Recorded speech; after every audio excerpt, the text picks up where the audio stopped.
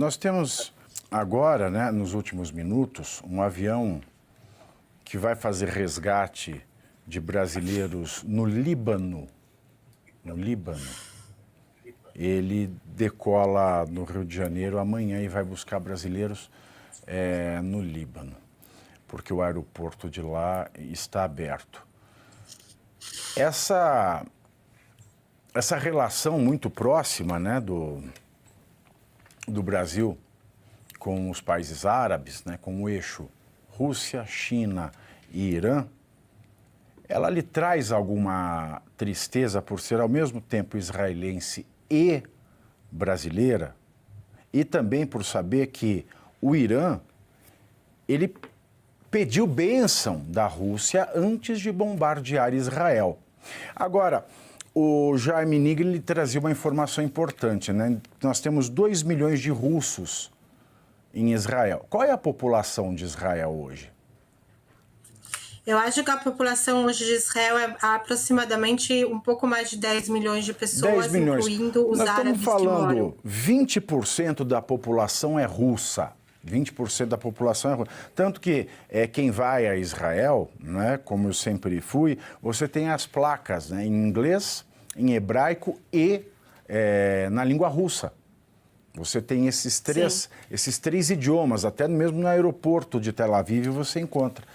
E isso mostra, né, que não são os russos que moram em Israel considerados russos pela Rússia. Eles são considerados como desertores, como na época da Guerra Fria, como traidores. E essa aliança do Brasil com Rússia, com o Irã, ela acaba colocando também os brasileiros que têm um sentimento todo especial por Israel, e não só por Israel, mas pelos direitos humanos, pelas mulheres, pelos homossexuais, que vivem muito bem, pela diversidade, que é real e não ideológica, como nesses países que apoiam o Irã, China e Rússia fazem, que é o caso do governo brasileiro. Você pensa, em razão da atual conjuntura, em deixar Israel, ou você pensa em ficar? Jamais? Jamais. Me fizeram a mesma pergunta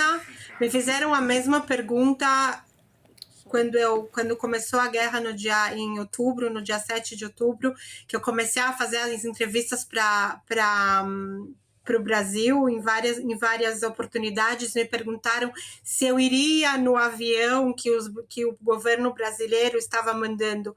Sinceramente, não. Eu não abandono Israel.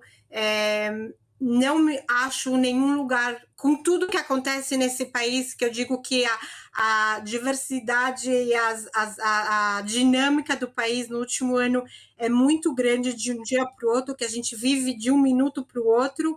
Eu jamais, nesse momento, abandonaria Israel. Não abandono Israel. Meus filhos são israelenses, eu tenho uma filha no exército, tenho muito orgulho disso. Não abandonaria Israel, não voltaria para o Brasil de jeito nenhum. O fato de que o governo atual do Brasil se une ao lado escuro da história me deixa muito envergonhada, me dá muita tristeza, porque eu acho que o Brasil tem tudo para ser uma potência mundial em outros parâmetros, mas eu acho que há muitos anos faltam políticos de bom senso no Brasil.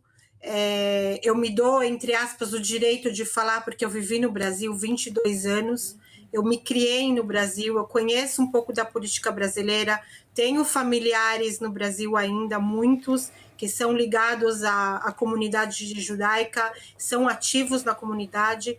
Então,